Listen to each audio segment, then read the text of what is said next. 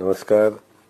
आषाढी वारीच्या उत्सवाच्या सगळ्या भाविक भक्तांना आणि वारकऱ्यांना मनापासूनच्या शुभेच्छा. आता आषाढी वारी चालू होते.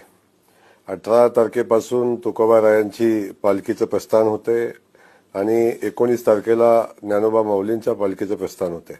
आणि हा सोहळा चालू होत असताना लाखो वारकरी बांधव, लाखो विठुरायाचे भक्त या पालखी सोहळ्यामध्ये सहभागी होतात. आणि सहभागी होत असताना माननीय मुख्यमंत्र्यांनी त्यांच्या सूचनेनुसार पालखी सोहळ्याचं उत्तम असं नियोजन या ठिकाणी केलेलं आहे. सुरक्षेच्या दृष्टिकोनातून नियोजन केलेलं आहे. आलेल्या लोकांच्या आरोग्याची काळजी घेण्याचं काम सरकारच्या वतीनं केलेलं आहे. आणि त्यासोबत चालू अशी खूप मोठा पाऊसही पडताना आपण सगळेजण बघतोय. आणि या पडत्या पावसामध्ये वारकरी बांधवांच्या आरोग्याची व्यवस्था, वारकरी बांधवांच्या निवाऱ्याची व्यवस्था करण्याचं काम माननीय मुख्यमंत्री महोदयांनी केलेलं आहे.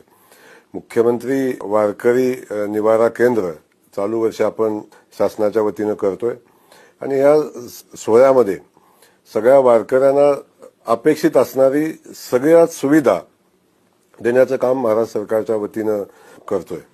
आपण खूप मोठे पालखी मार्ग या ठिकाणी बघताय. पण या पालखी मार्ग एवढे मोठे झाले आहेत, पण त्यासोबत या पालखी मार्गावर वारकऱ्यांना लागणाऱ्या सुविधा, वारकऱ्यांना ज्या ज्या अडचणी येतात त्यातून वारकऱ्यांना कमीत कमी त्रास कसा होईल अशी व्यवस्था या निमित्तानं आपण या सोहळ्याच्या निमित्तानं करतोय.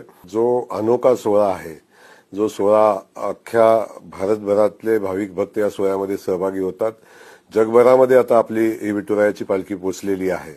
मग या पालखी सोहळ्यामध्ये आपण सगळ्यांनी एकत्र यावं आणि या भक्तीच्या रंगामध्ये सहभागी व्हावं आणि पालखीचा आनंद आपण सगळ्यांनी घ्यावा. विठुरायाच्या ज्ञानोबा माऊलींच्या दर्शनासाठी आपण सगळ्यांनी यावं अशा पद्धतीचं आग्रहाचं सगळ्यांना निमंत्रणही पालखीचं आहे. आणि आपण सगळ्यांनी या सोहळ्यामध्ये सहभागी व्हावं. आपल्या सगळ्या व्यवस्था करण्यासाठी महाराष्ट्र सरकार माननीय मुख्यमंत्री महोदयांच्या सूचनेनुसार तयार आहे.